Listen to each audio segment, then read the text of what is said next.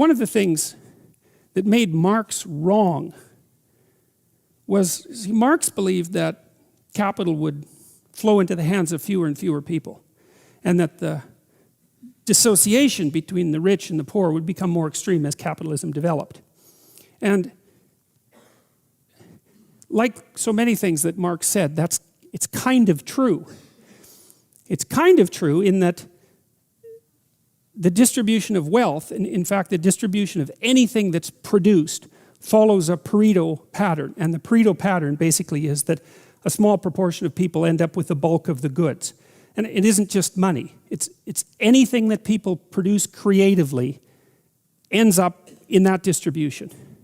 And that's actually, the economists call that the Matthew principle, and they take that from a statement in the New Testament, and the statement is, to those who have everything more will be given, and from those who have nothing everything will be taken. And it's a map of the manner in which the world manifests itself, where human creative production is involved, and the map seems to indicate that as you start to produce and you're successful, the probability that you will continue to be successful or accelerate increases as you're successful. And as you fail, the probability that you will fail starts to accelerate. So your progress through life looks like this, or like this, something like that.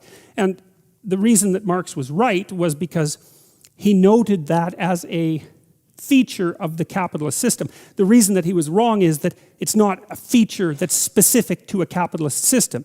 It's a feature that's general to all systems of creative production that are known. And so it's like a natural law, and it's enough of a natural law, by the way, that the distribution of wealth can be modeled by physical models using the same equations that govern the distribution of gas molecules in a vacuum. So it's a really profound, it's a fundamentally profound observation about the world, way the world lays itself out. And it's problematic because if resources accrue unfairly to a small minority of people, and there's a natural law-like element to that that has to be dealt with from a social perspective, because if the inequality becomes too extreme, then the whole system will destabilize. And so you can have an intelligent discussion about how to mitigate the effects of the transfer of creative production into the hands of a small number of people. Now, the other reason, however, having said that, the other reason that Marx was wrong, there's a number of them. One is that even though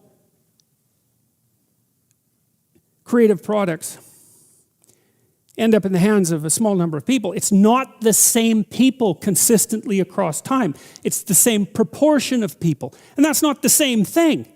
You know, like, imagine that there's water going down a drain, and you say, well, look at the spiral. It's permanent. You think, well, the spiral's permanent, but the water molecules aren't. They're moving through it. And it's the same in some sense with the Pareto distribution, is that there's a 1%, and there's always a 1%, but it's not the same people. The stability of it differs from culture to culture, but there's a lot of movement in the upper 1%, a tremendous amount of movement. And one of the reasons for that movement is that things get large, and then they get too large, and then they collapse.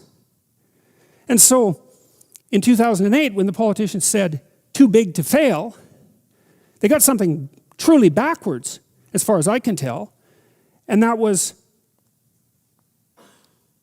it was a reverse, the statement was reversed. It should have been so big it had to